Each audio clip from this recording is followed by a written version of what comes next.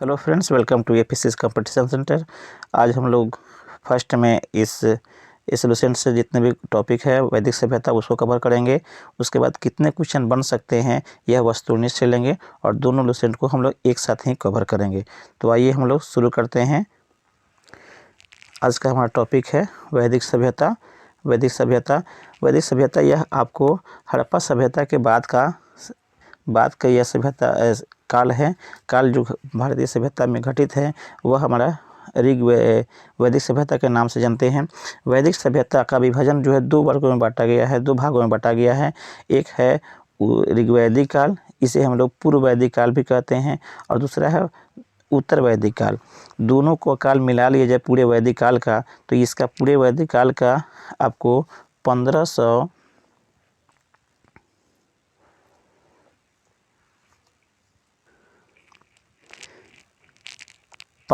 ईसा पूर्व से लेकर के 600 ईसा पूर्व तक के काल को हम लोग वैदिक काल में लेते हैं। 1500 से लेकर के 600 ईसा पूर्व के काल को हम लोग वैदिक सभ्यता में लेते हैं।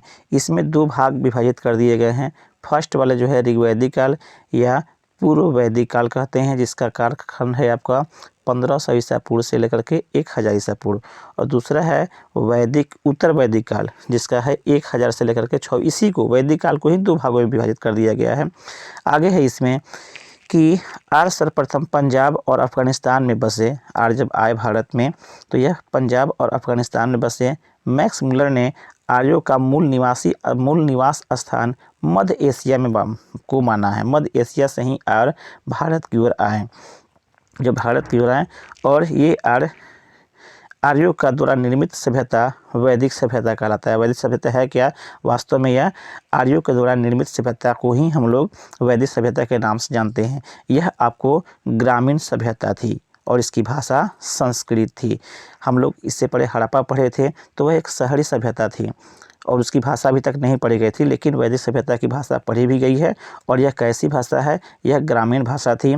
इसका साक्ष्य भी मिला हुआ है, और यह आपको इसकी भाषा संस्कृत है, यह भी आपको जानना है। आगे है यहाँ पे आर्य शब्द का जो शाब्दिक अर्थ बता रहा है। आर्य शब्द भाषा समूह को इंगित करता है, ये बातें बता रहा है। आर्य के प्रशासनिक इकाई आरोही क्रम में 5 भागों में बांटा गया था। फर्स्ट में है कुल, दूसरा ग्राम, विष, जन, राष्ट्र।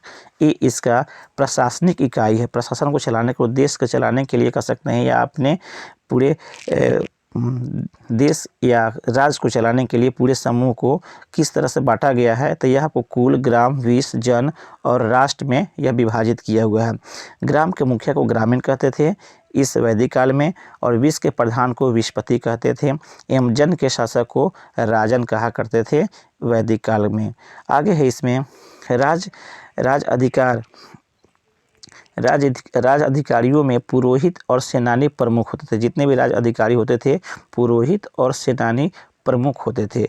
वरिष्ठ रूढ़िवादी एवं विश्वासमित्र उदार पुरोहित होते थे। पुरोहित कौन होते थे? तो विशेष रूप से जो वरिष्ठ होते थे और रूढ़िवादी, उन्हीं को जो है, और विश्वासपात होते थे, उसे हम लोग उदार पुरोहित कहते थे। आगे दिए हुआ है इसमें सूत रथकार व कामांदी नामक अधिकारी रत्नी कहे जाते थे। इनकी संख्या राजा सहित करीब 12 हुआ करती थी। यह सब प्रशासनिक क्षेत्र में ही आने वाला, सब प्रशासन के ही क्षेत्र में जो काम करने वाले होते थे, उनका सब यह नाम बताया जा रहा है वैदिक काल में। पूरब कौन थे? तो यह पूरब जो है दुर्गपति एवं स्पष्ट जनता की गतिविधियों को देखने वाले गुप्तचर होते थे, उसे हम लोग पूरब कहते थे। आगे है इसमें वाजपति कौन होते थे? तो गोचर भूमि के अधिकारी होते थे, उसे वैदिक काल में वाजपति कहते थे। उग्र कौन होता था? तो अपराधियों को पकड़ने का कार्य करता था, उसे उग्र कहा जाता था। आगे दिया हुआ है नोट में, ऋग्वेद में किसी तरह के न्यायिक का उल्लेख नहीं है। न्यायाधिकारी का उल्लेख नहीं है ऋग्वेद में, यह बातें जानने योग्य है। आगे है सभा एवं समिति रजा को सलाह देने वाली संस्था होती थी। सभा एवं समिति वास्तव में रजा को सलाह देने वाली संस्था होती थी। सभा श्रेष्ठ एवं संभ्रात लोगों की संस्था थी, जबकि समिति समान जनता की प्रतिनिधित्व करने वाली होती थी, जो राजा को ही अपनी सलाह देने का काम करता था। ये दोनों समितियां, इसके अध्यक्ष को ईशान कहा जाता था। इसके अध्यक्ष को सभा एवं समिति के अध्यक्ष को क्या कहते थे? ईशान कहते थे। क्या कहते थे? ईशान। देख लेंगे इसे। आगे है स्त्रियां सभा एवं समिति में भाग लेती थी। स्त्रियां इस काल में अर्थात वैदिक काल में स्त्रियां आपको सभा समिति में भाग लेती थी। ये बातें बताई जा रही है इसमें। आगे इसमें युद्ध में कबीले का नेतृत्व राजा करता था। युद्ध के लिए गविष्ट शब्द का प्रयोग किया जाता था, जिसका अर्थ होता है गायों की खोज। 10 राग युद्ध का उल्लेख ऋग्वेद के 7वें मंडल में है। यह युद्ध पुरुष्टि या रावी नदी के तट पर सुदास एवं 10 जनों के बीच में लड़ा गया था, जिसमें सुदास विजयी हुआ था। ये बातें बताई गई है। आगे दिए हुआ है ऋग्वेद समाज 4 वर्णों में विभक्त था। ये वर्ण थे आपको ब्राह्मण, क्षत्रिय, वैश्य और शूद्र। यह विभाजन व्यवसाय के आधार पर आधारित था। यह स्पष्ट जान लेंगे। यह जो विभाजन हुआ था ब्राह्मण, क्षत्रिय, वैश्य, शूद्र का, यह आपको विभाजन व्यवसाय के आधार कैसे वह कार्य करता था उसके हिसाब पे यह बांटा गया था समाज को। यह मिलता कहाँ है? तो ऋग्वेद के 10वें मंडल में पुरुष सूक्त में चतुर्थ वर्णों का उल्लेख मिलता है, जो आपको वैदिक सभ्यता में लिखा गया एक ग्रंथ है, जिसको हम लोग ऋग्वेद कहते हैं। उसमें यह लिखा हुआ, इसमें यह मिलता है। समाज को 4 वर्गों में विभाजन का यह उल्लेख मिलता है। आगे दिए हुआ है क्या इसी में कि इसमें कहा गया है कि ब्राह्मण परम पुरुष के रूप में मुख से और क्षत्रिय उसकी भुजाओं से, वैश्य उसकी जांघों से एवं शूद्र जो उसके पैरों से उत्पन्न हुए हैं। ऐसी बातें बताई गई है ऋग्वेद के 10वें मंडल में। आगे है इसमें आर्यों का समाज पितृसत्तात्मक है, अर्थात पिता को ये प्रधान मानते थे। समाज की सबसे छोटी इकाई परिवार या कुल होती थी, जिसका मुखिया पिता होता था, जिसे कुलप कहते थे। अर्थात घर के जो मुखिया होते थे उन्हें इस वैदिक काल में कुलप कहा जाता था। स्त्रियां इस काल में अपने पति के साथ यज्ञ में भाग लेती थी। बाल विवाह पर्दा प्रथा का प्रचलन नहीं था वैदिक काल में। विधवा अपने मृतक पति के छोटे भाई जिसे देवर से विवाह कर सकती थी। स्त्रियां शिक्षा ग्रहण करती थी और ऋग्वेद में लोपामुद्रा, घोषा, उसके बाद में चरवाक, पूर्व मीमांसा, जमीनी, सिक्ता, अपाल, योग, पतंजलि और उत्तर मीमांसा, बद्रायन, विश्वास जैसी विदुषी, शांक, कपिल। उसके बाद में वैशेषिक, कनाद स्त्रियों का वर्णन है। ये सब बताया जा रही है कि स्त्री शिक्षा ग्रहण करती थी और ये सब का नाम यहाँ पे बताया जा रहा है। आगे है इसमें गर्गी ने याज्ञवल्क्य को वाद विवाद की चुनौती दी थी। ये भी एक प्रकार की शिक्षा यहाँ पे बताया जा रहा है स्पष्ट रूप से कि शिक्षा स्त्रियों में थी और वे कैसे वाद विवाद में चुनौती लेती थी, ये भी आपको यहाँ पे ऋग्वेद में पता चल पा रहा है। आगे जीवन भर अविवाहित रहने वाली महिलाओं को फिर से देख लेंगे। जीवन भर अविवाहित रहने वाली जो महिलाएं होती थी उसको आरजू कहा जाता था। आपको इस काल में जीविकापार्जन के लिए वेद वेदांग पढ़ने वाले जो अध्यापक होते थे उसे उपाध्याय कहा जाता था ऋग्वेद काल में। आगे है आर्यों का मुख्य पेय पदार्थ सोमरस था। यह वनस्पति से बनाया जाता था। आर्य मुख्यतः 3 प्रकार के वस्त्र का उपयोग करते थे: वास, अधिवास, उसनीस। अंदर पहनने वाले कपड़े को नीवी कहा जाता था। आगे है आर्यों के मनोरंजन के मुख्य साधन थे संगीत, रथ दौड़ाव, घुड़दौड़ एवं ध्रुत क्रीड़ा। आर्यों के मुख्य मुख्य व्यवसाय पशुपालन एवं कृषि दोनों था। पशुपालन इसका मुख्य था और कृषि भी ये लोग करते थे। महर्षि कणाद को भारतीय परमाणुवाद का जनक भी कहा गया है। गाय को अधान्य न मारे जाने वाले युग पशु के श्रेणी में रखा गया था। गाय की हत्या करने वाले, उसे घायल करने वाले के लिए वेदों में मृत्युदंड तक का भी आदेश अथवा मृत्युदंड अथवा देश निकाला भी मिलता था इस ऋग्वैदिक काल में या वैदिक काल में। आर्यों का प्रिय पशु घोड़ा था। सर्वाधिक प्रिय देवता इंद्र होता था। आर्यों द्वारा खोजी गई वस्तु कौन थी? तो लोहा था। जिसे श्याम अयस कहा जाता था उस समय लोहा को। लोहित अयस भी कहा जाता। तांबे के जो होते थे उसे लोहित अयस कहते थे, जबकि लोहे को उस समय श्याम अयस कहते थे और तांबे को लोहित अयस कहते थे। आगे दिए हुआ है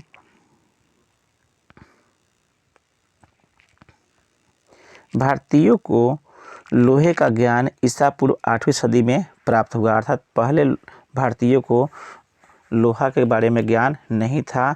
चाहे आप हड़प्पा सभ्यता में भी देखे थे, उसमें आपको लोहा का ज्ञान नहीं था किसी भी हड़प्पा वासी को भी। आगे दिया जा रहा है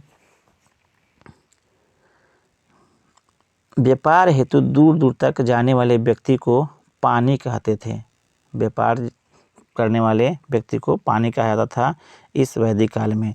लेन देन में वस्तुएं विनिमय का प्रणाली प्रचलित थी। लेन देन में वस्तु विनिमय, ऋण देकर ब्याज लेने वाले को वेकनॉट कहा या सूदखोर कहा जाता था इस वैदिक काल में। मनुष्य एवं देवता के बीच में मध्यस्थ की भूमिका निभाने वाले देवता के रूप में अग्नि की पूजा की जाती थी। अर्थात अग्नि की पूजा के द्वारा ही मध्यस्थता होती थी मनुष्य और देवता के बीच।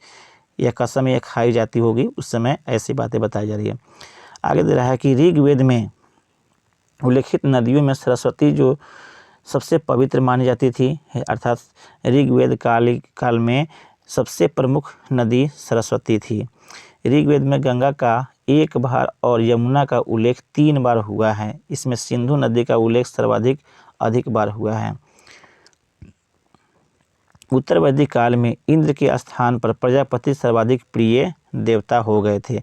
विष्णु के 3 पगों की कल्पना का विकास उत्तर वैदिक काल में ही हुआ है। उत्तर वैदिक काल में राजाभिषेक के लिए राजसु यज्ञ का अनुष्ठान किया जाता था। उत्तर वैदिक काल में वर्ण व्यवसाय के बजाय जन्म के आधार पर निर्धारित होने लगे थे। उत्तर वैदिक काल में इसे फिर देख लेंगे। वर्ण व्यवसाय आपको उत्तर वैदिक काल में वर्ण व्यवसाय के बजाय वर्ण जो होता था वह व्यवसाय के बजाय जन्म के आधार बन गया। कब? आपको उत्तर वैदिक काल में। ये काफ़ी इम्पोर्टेंट है। अर्थात पूर्व वैदिक काल में ऐसी व्यवस्था नहीं थी, वहाँ व्यवसाय से वर्ण का व्यवस्था होती थी। नेक्स्ट है देवता कौन थे ऋग्वैदिक काल में, या कह सकते हैं कि वैदिक सभ्यता में और क्या संबंध था। तो इंद्र जो थे युद्ध के नेता एवं वर्षा के देवता थे। अग्नि थे जो थे देवता एवं मनुष्य के बीच मध्यस्थता करने वाले देवता थे। वरुण जो पृथ्वी एवं सूर्य के निर्माता, समुद्र के देवता, विश्व के नियामक व शासक, सत्य के प्रतीक, ऋतु परिवर्तन व दिन रात करता, ये थे आपको वरुण। धौ जो थे घौ, यह आकाश के देवता थे सबसे प्राचीन। सोम जो थे वनस्पति देवता थे। उषा जो प्रगति एवं उत्थान के देवता थे। अश्विन विपत्तियों के हराने वाले देवता थे। पुष्ण जो थे वह पशुओं के देवता थे। आगे है इसमें विष्णु, वह विश्व के संरक्षक एवं पालन करता थे। मारुति जो है आंधी तूफान के देवता थे। आगे है आपको उत्तर वैदिक काल में हल को शीरा व हल रेखा को सीता कहा जाता था। उत्तर वैदिक काल में निष्क एवं शतमान मुद्रा की इकाइयाँ होती थी। निष्क और शतमान मुद्रा की इकाइयाँ होती थी। सिक्के के चलन का कोई प्रमाण नहीं मिला है वैदिक काल में। आगे है इसमें सांख्य दर्शन भारत के सभी दर्शनों में सबसे प्राचीन है। सांख्य दर्शन सबसे प्राचीन है भारत के सभी दर्शनों में। इसके अनुसार मूल तत्व 25 हैं, जिनमें प्राकृतिक पहला तत्व है। सत्यमेव जयते मुंडक उपनिषद से लिया गया। ये काफ़ी इम्पोर्टेंट है, एग्जाम में बहुत रिपीट होता है। इसी उपनिषद में यज्ञ की तुलना फूटी नाव से की गई है। मुंडक उपनिषद एक याद रखेंगे, ये बहुत ही इम्पोर्टेंट है। इसमें कुछ और चीज़ें जो अंडरलाइन करके दिया गया है उसको भी देख लेंगे हम लोग। यहाँ पे ऋग्वैदिक नदियाँ जो थी वह कौन कौन से थी, बड़ा कर देते हैं इसको। यह प्राचीन नाम ऋग्वैदिक में क्या था नाम था और आधुनिक नाम उसका क्या है यह दिया गया है। तो कुब्र प्राचीन नाम था, कुब्र का आज के नाम में कुरम हो गया है। कुंभा को काबुल कहते हैं अभी। वितास्ता को झेलम नदी कहते हैं। आस्किनी को चिनाब कहते हैं। पुरुषनी को रावी नदी कहते हैं। और सतुद्री को सतलज कहते हैं। विपाशा को ब्यास कहते हैं। सदा नीरा को गंडक नदी कहते हैं। दृश्यधारती को हम लोग घग्घर नदी कहते हैं। गोमती को गोमल कहते हैं। आगे है सुवस्तु को जो है स्वात नदी कहते हैं आधुनिक युग में। आगे है आपका ईसा पूर्व दूसरी सदी में राजाओं के उपयुक्त यज्ञ वेदी बनाने के लिए आपस्तंभ व्यवहारिक ज्यामितियों की रचना की। गायत्री मंत्र सावित्री नामक देवता को संबोधित है, जिसका संबंध ऋग्वेद से है। लोगों को आर बनाने के लिए विश्वामित्र ने गायत्री मंत्र की रचना की थी। आगे आपको श्रद्धा की प्रथा पहल दत्तात्रेय ऋषि के बेटे निमि ने शुरू की थी। एक तरह से श्रद्धा की प्रथा आपको शुरू करने वाले हैं निमि नामक ने शुरू किया था। अगला है उत्तर वैदिक काल में कौशाम्बी नगर में प्रथम बार पक्की ईंट का प्रयोग हुआ है, यह याद रखेंगे। कौशाम्बी में और यह पक्की ईंट उत्तर वैदिक काल, 3 चीज़ें कम से कम याद रखेंगे कि उत्तर वैदिक काल में पक्की ईंट का कहाँ पे सबसे पहले प्रयोग किया तो कौशाम्बी नगर में। काफ़ी इम्पोर्टेंट है ये। आगे है आपको महाकाव्य 2 हैं, एक महाभारत दूसरा आपका रामायण। महाभारत का पुराना नाम जो है जय संहिता है। यह विश्व का सबसे बड़ा महाकाव्य है। कौन? महाभारत, जिसका पुराना नाम क्या है? जय संहिता। गोत्र नामक संस्था का जन्म उत्तर वैदिक काल में हुआ। वेदांत दर्शन के मौलिक ग्रंथ ब्रह्मसूत्र हैं। वेदांत सूत्र की रचना आपको बदरायण ने की थी। ये काफ़ी इम्पोर्टेंट है, ये पूछता है बार बार एग्जाम में कि वेदांत दर्शन का मौलिक ग्रंथ कौन है, तो ब्रह्मसूत्र है। और वेदांत सूत्र की रचना किसने की? यह बदरायण ने की थी। आगे है आपका इस वैदिक संस्कृति पे कितने क्वेश्चन बन सकते हैं वह हमने ऑब्जेक्टिव या वस्तुनिष्ठ जो लुसेंट है उससे अब लिया है। इसको आप देख लें, दोनों लुसेंट हम लोग साथ साथ कवर कर रहे हैं। तो फर्स्ट क्वेश्चन है आपका पूर्व वैदिक या ऋग्वैदिक संस्कृति का काल किससे माना जाता है? 1500 से 1000 या 1000 से 600 या 600 से 600 ईसा पूर्व से 600 ईस्वी तक, या इनमें से कोई नहीं। यहाँ पे स्पष्ट है पूर्व या ऋग्वैदिक काल। तो इसका सही आंसर हो जाएगा आपको ऑप्शन नंबर ए, 1500 से ईसा से लेकर के 1000 ईसा पूर्व के काल को पूर्व वैदिक काल और या उसे ऋग्वैदिक संस्कृति के काल से हम लोग जानते हैं। जबकि 1000 से 600 ईसा पूर्व तक के काल को हम लोग उत्तर वैदिक काल, कौन सा? उत्तर वैदिक काल के नाम से जानते हैं। नेक्स्ट है आपका यहाँ पे फिर वह क्वेश्चन आ गया कि उत्तर वैदिक संस्कृति का काल किसे माना गया है? तो ये तो फर्स्ट वाला बता दिए थे। ये वाला आंसर इसका राइट आंसर हो जाएगा 1000 ईसा पूर्व से 600 ईसा पूर्व के काल को उत्तर वैदिक काल कहते हैं। नेक्स्ट क्वेश्चन है आपका, नेक्स्ट है आपका आर्य शब्द का शाब्दिक अर्थ क्या होता है? तो इसका राइट आंसर हो जाएगा आपको श्रेष्ठ या कुलीन। नेक्स्ट है आपका आरंभिक आर्यों के बारे में निम्न कथनों में से कौन सा सही नहीं है? कौन सही नहीं है ये बताना है। तो इसका राइट आंसर हो जाएगा आपको ऑप्शन नंबर डी, वे मुख्यतः नगरों में निवास करते थे, यह बात गलत है। बाकी 3 चीज़ें सही है। वे संस्कृत बोलने वाले थे, यह बात सही है। वे घुड़सवारी किया करते थे, ये भी सही है। वे कई झुंडों में भारत पहुँचे, ये भी बात सही है। लेकिन यह जो बातें हैं कि वे नगरों में निवास करते थे, ऐसा नहीं है, यह गलत है। वे आपको ग्रामीण निवासी ग्रामीण में थे या उसकी संस्कृति ग्रामीण थी, ये बात सही है। नेक्स्ट है आपका इनमें से किस फसल का ज्ञान वैदिक काल में लोगों को नहीं था? इसका राइट आंसर हो जाएगा आपको ऑप्शन नंबर डी किस, तो इसका ऑप्शन नंबर डी दिया हुआ है तंबाकू का ज्ञान नहीं था। किसके? आपको वैदिक काल के लोगों को तंबाकू का ज्ञान नहीं था। राइट आंसर आपका डी हो जाएगा। नेक्स्ट है आपका उत्तर वैदिक काल के वेद विरोधी और ब्राह्मण विरोधी धार्मिक अध्यापकों को किस नाम से जाना जाता था? जो वेद का विरोध करते थे और ब्राह्मण विरोधी दोनों थे, उसको किस नाम से जानते थे? तो इसका राइट आंसर हो जाएगा आपको ऑप्शन नंबर बी, श्रमण के नाम से जानते थे। नेक्स्ट है आपका वैदिक गणित का महत्वपूर्ण अंग है। वैदिक गणित का महत्वपूर्ण अंग कौन सा है? तो इसका राइट आंसर हो जाएगा आपको शुक्ल सूत्र जो होता है वह वैदिक गणित का महत्वपूर्ण अंग होता है। नेक्स्ट है आपका किस वेद में प्राचीन वैदिक युग की संस्कृति के बारे में सूचना दी गई थी? इसका राइट आंसर हो जाएगा आपको ऑप्शन नंबर ए, ऋग्वेद में प्राचीन वैदिक युग के संस्कृति की बारे में सूचना दी गई थी।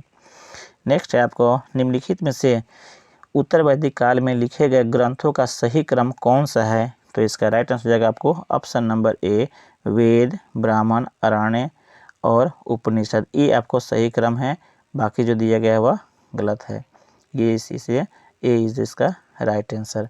नेक्स्ट है आपका वेदों की संख्या कितनी है? तो इसका राइट आंसर हो जाएगा आपको ऑप्शन नंबर सी, वेद की संख्या 4 है। नेक्स्ट है आपका कौन से 3 वेद संयुक्त रूप से त्रयी या वेदत्रयी कहलाते हैं? तो इसका राइट आंसर हो जाएगा आपको ऑप्शन नंबर ए आपको ऋग्वेद, यजुर्वेद और सामवेद को त्रयी कहते हैं या वेद त्रयी भी कहा जाता है। नेक्स्ट है आपको भारत के राज चिन्ह में प्रयुक्त होने वाला शब्द सत्यमेव जयते किस उपनिषद से लिया गया है? इसको हम पहले ही ऊपर कवर किए हैं। इसका राइट आंसर हो जाएगा आपको ऑप्शन नंबर ए, मुंडक उपनिषद। यह काफ़ी इंपॉर्टेंट क्वेश्चन है। नेक्स्ट आपको ऋग्वैदिक आर्यों का मुख्य व्यवसाय क्या था? इसका राइट आंसर हो जाएगा आपको ऑप्शन नंबर बी, आपको पशुपालन। हालांकि कृषि भी दिया गया था, लेकिन पशुपालन इसका प्रमुख हो जाएगा उसमें। नेक्स्ट आपको भारतीय संगीत का आदि ग्रंथ किसे कहा जाता है? इसका राइट आंसर हो जाएगा आपको ऑप्शन नंबर डी, सामवेद को।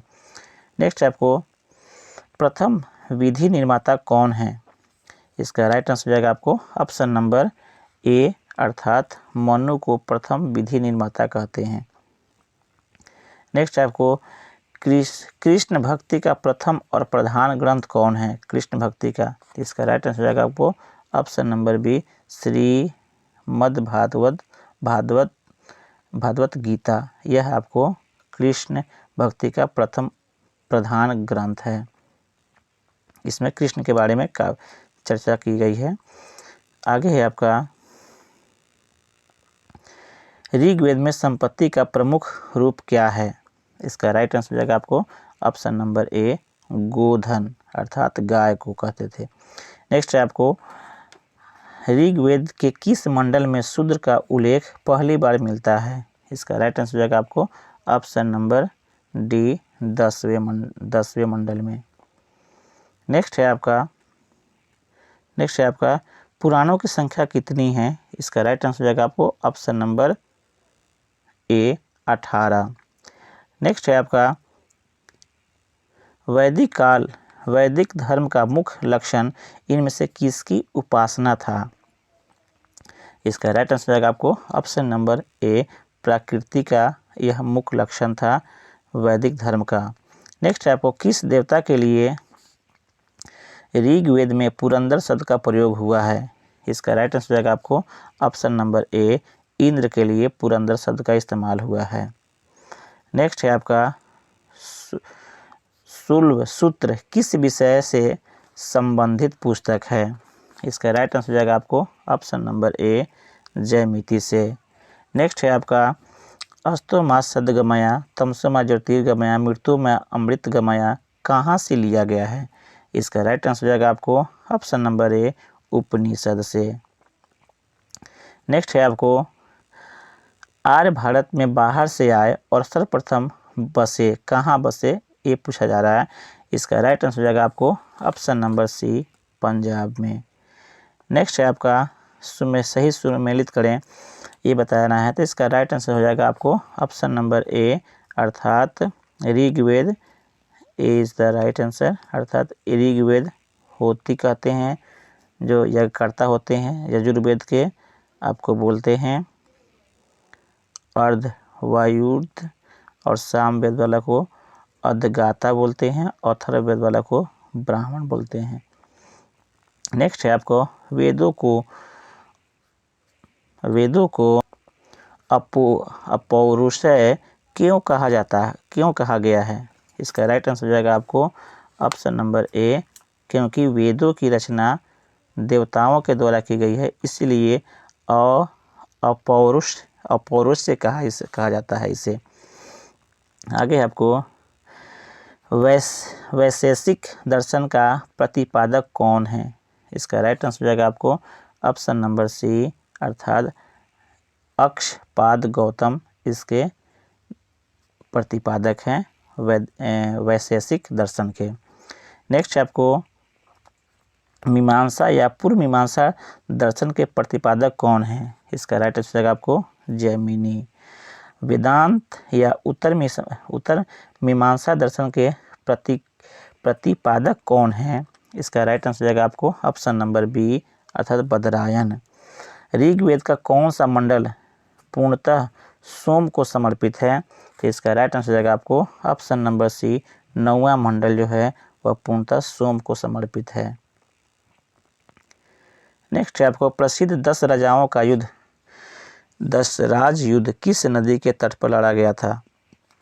इसका राइट आंसर हो जाएगा आपको ऑप्शन नंबर डी अर्थात पुरुषनी की नदी के किनारे। नेक्स्ट आपको धर्म शास्त्रों में भूराजस्व की दर क्या है?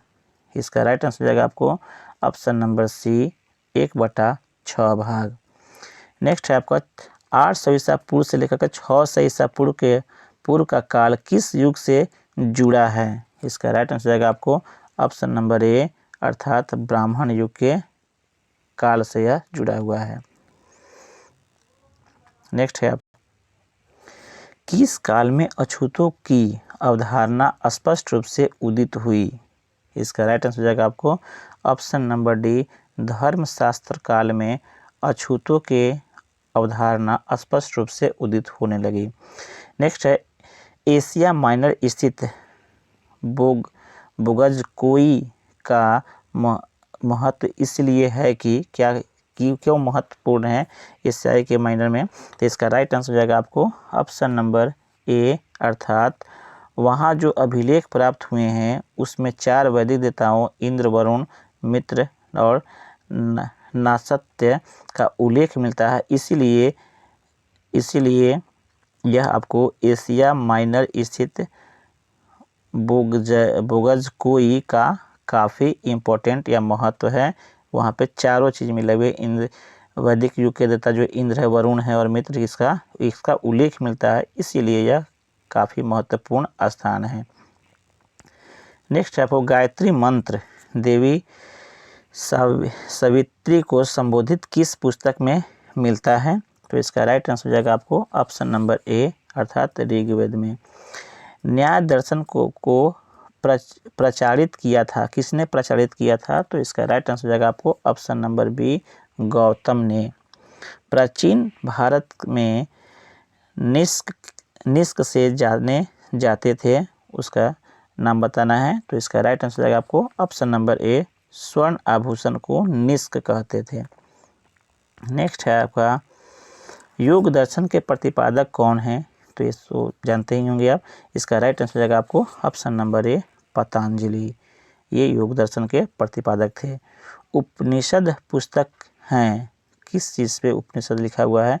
तो इसका राइट आंसर हो जाएगा आपको ऑप्शन नंबर डी दर्शन पर यह लिखा हुआ है पुस्तक उपनिषद। सूची मिलान करना है नेक्स्ट में। तो इसका राइट आंसर हो जाएगा आपको ऑप्शन नंबर ए अर्थात ऋग्वेद का जो है वह आपको स्तोत्र एवं प्रार्थना से है। यजुर्वेद का वह है आपको 2 से, स्तोत्र एवं कर्मकांड से, जबकि फिर से मिलान कर लेंगे इसका। फिर उसके बाद में आपको दिया हुआ है सी सामवेद, तो वह आपको सी से है, जबकि सी 1 से है। इसको फिर से देखेंगे, फिर से मिलान कर देते हैं, फिर मिलान कर लेंगे, देख लेंगे आप। फर्स्ट वाला है एक ऋग्वेद का 4, ये हो गया, जबकि बी का है 2 का है, बी है आपका 2, बी से आपको सीधा मिल जाएगा। सी का 1 है, सी का 1 आगे है। सामवेद वो संगीतमय स्रोत है, स्तोत्र से है, जबकि अथर्ववेद जो है वह आपको तंत्र मंत्र से और वशीकरण से है। ये सही हुआ आपका। नेक्स्ट है आपका आरंभिक वैदिक साहित्य में सर्वाधिक वर्णित नदी कौन सी है? इसका राइट आंसर हो जाएगा आपको ऑप्शन नंबर ए अर्थात सिंधु। ये थोड़ा सा कन्फ्यूजन है, देख लेते हैं इसको, फिर से देख लेंगे इसको। आरंभिक वैदिक साहित्य में सर्वाधिक वर्णित नदी कौन सी है? तो इसका राइट आंसर हो जाएगा आपको ऑप्शन नंबर ए सिंधु नदी जो है सर्वाधिक वर्णित नदी है, जबकि सरस्वती नदी जो है सबसे पवित्र नदी माना गया है। आगे है आपका उपनिषद काल में राजा अश्वपति शासक थे। इसका राइट आंसर हो जाएगा आपको ऑप्शन नंबर बी अर्थात केकय जो थे वह उपनिषद काल में राजा अश्वपति थे। नेक्स्ट है आपका अध्यात्म ज्ञान के विषय में नचिकेता और यम का संवाद किस उपनिषद से प्राप्त हुआ है? इसका राइट आंसर हो जाएगा आपको ऑप्शन नंबर सी कठोपनिषद से। नेक्स्ट है आपको वैदिक नदी कुंभा जो काबुल का स्थान कहाँ निर्धारित होना चाहिए? इसका राइट आंसर हो जाएगा आपको ऑप्शन नंबर ए अफगानिस्तान में। नेक्स्ट है आपका कपिल मुनि द्वारा प्रतिपादित दार्शनिक प्रणाली है। इसका राइट आंसर हो जाएगा आपको ऑप्शन नंबर बी अर्थात सांख्य दर्शन। नेक्स्ट है आपका भारत किस स्थल की खुदाई से लौह धातु के प्रचलन के प्राचीनतम प्रमाण मिले हैं?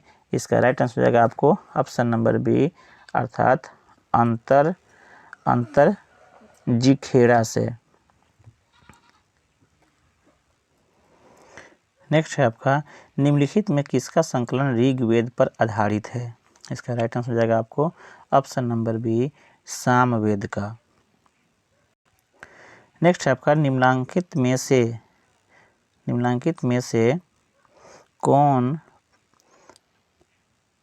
कौन प्रस्थानत्रयी में शामिल नहीं है? इसका राइट आंसर हो जाएगा आपको ऑप्शन नंबर ए अर्थात भागवत जो है वह प्रस्थानत्रयी में शामिल नहीं है। नेक्स्ट है आपको कर्म का सिद्धांत संबंधित है, किससे है? तो इसका राइट आंसर हो जाएगा आपको मीमांसा से कर्म का सिद्धांत है। नेक्स्ट है आपको सम्मिलित करने के लिए, तो इसका राइट आंसर हो जाएगा आपको ऑप्शन नंबर ए अर्थात 1 का 3 कर लेंगे। ऋग्वेद जो है औषधि से संबंधित है, अथर्ववेद औषधि से संबंधित है, जबकि ऋग्वेद ईश्वर महिमा से है। उसके अलावा यजुर्वेद जो है वह आपको बलिदान निषेध से है। सामवेद आपको संगीत से है। अब ये आपका सही मिलान हुआ, इसलिए आपको A is the right answer. Next है आपको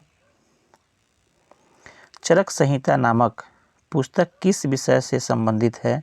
तो इसका राइट आंसर हो जाएगा आपको ऑप्शन नंबर सी, चरक जो है चिकित्सा से संबंधित है। नेक्स्ट है आपको यज्ञ संबंधी विविध विधि विधानों का पता चलता है किस वेद से? तो इसका राइट आंसर हो जाएगा आपको ऑप्शन नंबर डी अर्थात यजुर्वेद से। नेक्स्ट है आपको वैदिक युगीन सभा कैसी थी? तो इसका राइट आंसर हो जाएगा आपको ऑप्शन नंबर सी, मंत्री परिषद थी। वैदिक युगीन सभा जो था वह क्या था? तो यह एक तरह का मंत्री परिषद थी। नेक्स्ट आपको वैदिक युग में प्रचलित लोकप्रिय शासन प्रणाली थी कैसी? तो इसका राइट आंसर हो जाएगा आपको ऑप्शन नंबर सी, गणतंत्र। गणतंत्र जो लोक प्रचलित थी यह आपको शासन प्रणाली वहाँ पे थी, राजतंत्र नहीं था, गणतंत्र था। नेक्स्ट है आपको सबसे प्राचीन वेद कौन सा है? इसका राइट आंसर हो जाएगा आपको ऑप्शन नंबर ए, ऋग्वेद।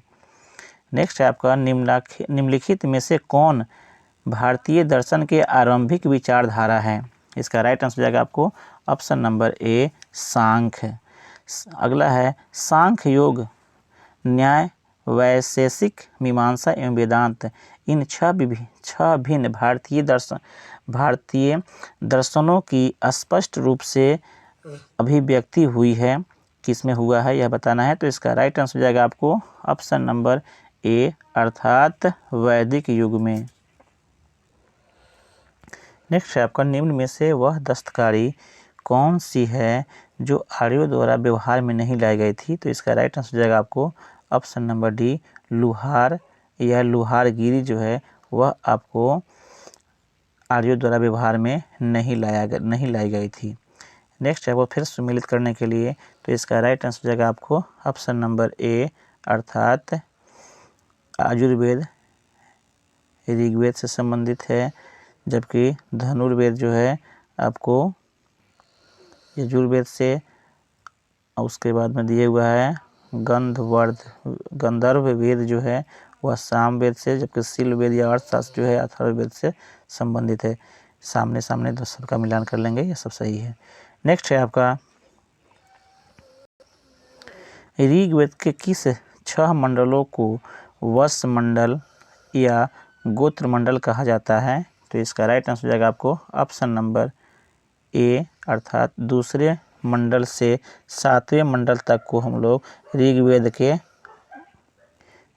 के वत्स मंडल या गोत्र मंडल कहा जाता है।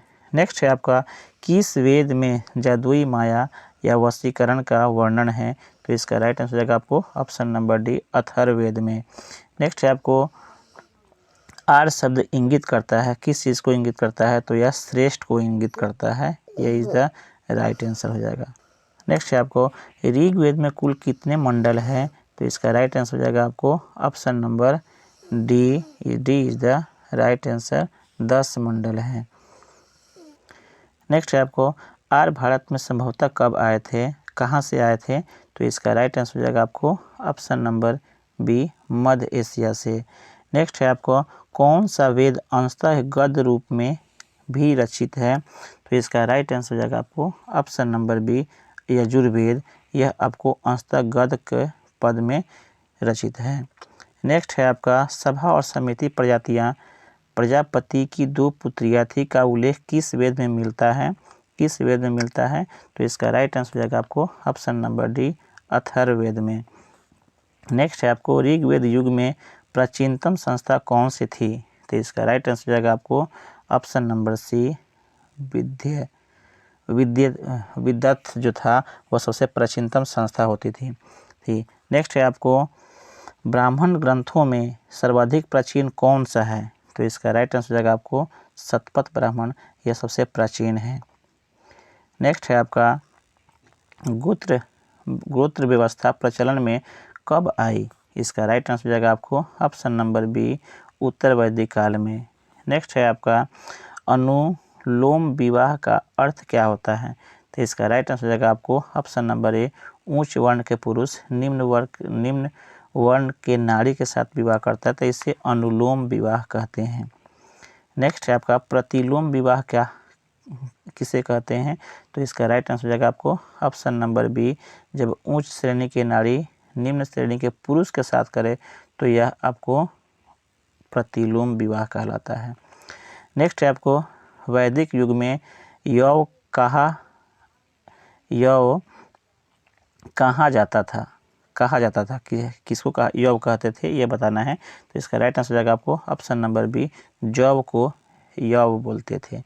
नेक्स्ट है आपका व्रीहि शब्द किसके लिए प्रयुक्त हुआ है? तो इसका राइट आंसर हो जाएगा आपको ऑप्शन नंबर ए, चावल के लिए व्रीहि शब्द का इस्तेमाल हुआ है वैदिक काल में। नेक्स्ट है आपका अथर्व का अर्थ क्या होता है? तो इसका राइट आंसर हो जाएगा आपको ऑप्शन नंबर ए, पवित्र जादू को अथर्व कहते हैं। नेक्स्ट है आपको फिर सुमेलित करना है, तो इसका राइट आंसर हो जाएगा आपको ऑप्शन नंबर ए, अर्थात ए का जो है शिक्षा व ध्वनि शास्त्र है, जबकि कल्पसूत्र कर्मकांड, निरुक्त जो है वह शब्द व्युत्पत्ति से है, जबकि छंद जो है छंद शास्त्र से है। इसलिए आपका A is the right answer. Next है आपका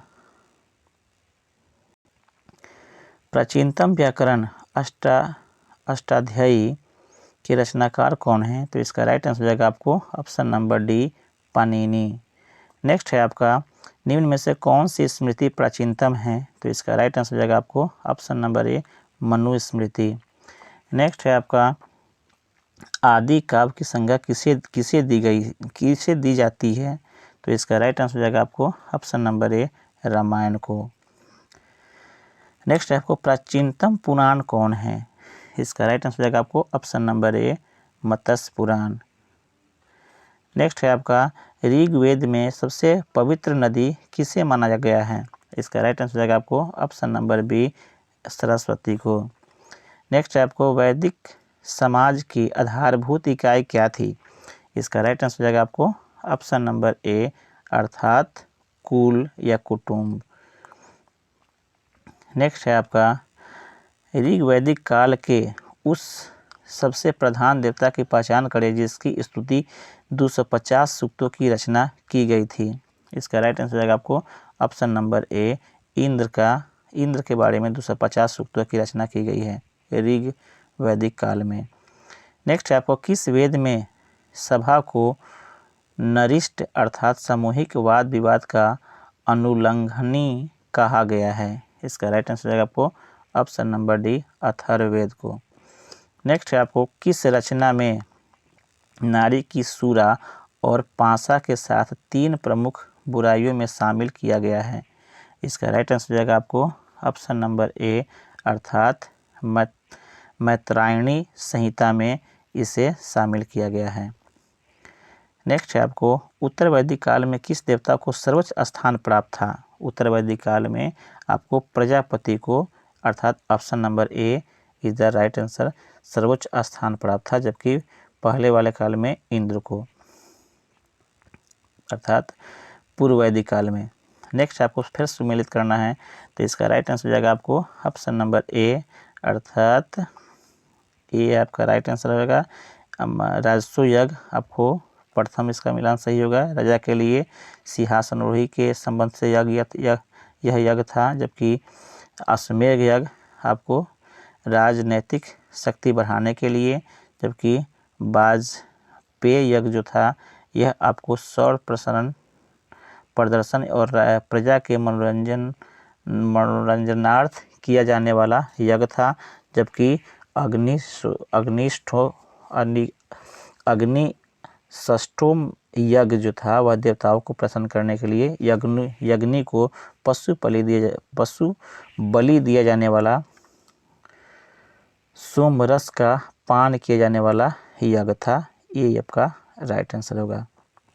नेक्स्ट है आपको फिर सूची मिलान करने के लिए दे रहा है, तो इसका भी आंसर आपको ऑप्शन नंबर ए ही होगा, अर्थात पुरुषनी जो है रावी को आधुनिक नाम है, जबकि शतुद्री को सतलज आगे दिए हुआ है, अस्किनी को चिनाब, विपाशा को व्यास। नेक्स्ट आपको संस्कारों की कुल संख्या कितनी है? तो इसका राइट आंसर हो जाएगा आपको ऑप्शन नंबर सी, 16 संस्कार। नेक्स्ट है आपका फिर सम्मिलित करना है, तो इसका राइट आंसर हो जाएगा आपको ऑप्शन नंबर ए, अर्थात फिर सीधे मिलान करें, ब्राह्मण विवाह, समान वर्ण, दैव विवाह, पुरोहित, जबकि अर्श विवाह, कन्या। मूल रूप से इसे मिलान करके देख लेंगे आप। प्रजापत्य विवाह, बिना दहेज के विवाह को प्रजापत्य विवाह कहते थे, तो इसे आप अपने असर से भी देख लेंगे सबको। नेक्स्ट है आपका फिर सम्मिलित करना है 91 में भी, इसका भी आंसर वही है। थोड़ा सा बड़ा करते हैं।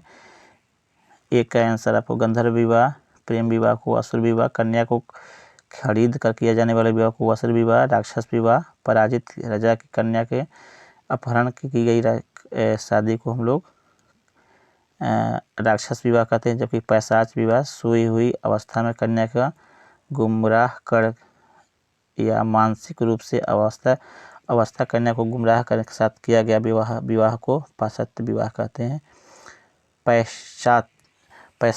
पैशाच विवाह कहते हैं।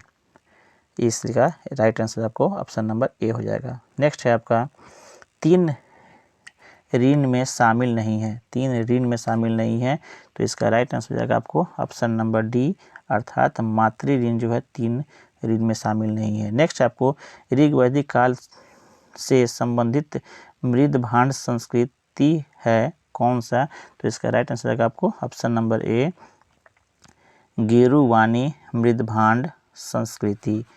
नेक्स्ट है आपका उत्तर वैदिक काल में संबंधित मृद भांड संस्कृति है कौन सा, तो इसका राइट आंसर रहेगा आपको ऑप्शन नंबर बी, अर्थात चित्रित धूसर मृद भांड संस्कृति। नेक्स्ट है आपका हरियाणा प्रांत में चित्रित धूसर मृद भांड स्थल किस स्थान पर हाल में किए गए उत्खनन से प्रकाश में आया है, तो इसका राइट आंसर रहेगा आपको option number B, Bhagwanpur. Next है आपको प्राचीनतम विवाह संस्करण का वर्णन करने वाले विवाह सूक्त इनमें पाया जाता है, किसमें पाया जाता है, तो इसका राइट आंसर रहेगा आपको ऑप्शन नंबर ए, अर्थात ऋग्वेद में। ऋग्वेद में नेक्स्ट क्वेश्चन आपको ऋग्वेद में अघन्य शब्द का प्रयोग किसके लिए किया गया था, इसका राइट आंसर रहेगा आपको ऑप्शन नंबर बी, अर्थात गाय के लिए। सम्मिलित करना है यहाँ पे, तो इसका भी राइट आंसर रहेगा आपको ऑप्शन नंबर ए, अर्थात मिलान कर लेंगे, देख लेंगे इसे आप। सॉरी, ए इसका फिर से देख लेंगे, ए इसका ऐसा नहीं है, ए का 1 है, आपको 2 का सही है, जबकि 3 का जो है 4 हो गया है और इसका 5, इसे ऐसे है, ये उसका राइट आंसर हुआ। नेक्स्ट है आपका रीत स्थापित करने के कारण किस वैदिक देवता को त्रास्त्य गोप कहा गया है, इसका राइट आंसर हो जाएगा आपको ऑप्शन नंबर बी, वरुण को। 100 नंबर क्वेश्चन है आपका निम्नलिखित में से कौन सा मूलतः जल या समुद्र का देवता था, तो इसका राइट आंसर हो जाएगा आपको ऑप्शन नंबर सी, वरुण। इस तरह से दोस्तों ये भी आपको टॉपिक हम समाप्त करते हैं, और यह वीडियो कैसा लगा कृपया ज़रूर कमेंट करके बताएंगे, और चैनल पर नए हो तो चैनल को सब्सक्राइब कर लेंगे और अपने दोस्तों के साथ भी शेयर कर देंगे। धन्यवाद।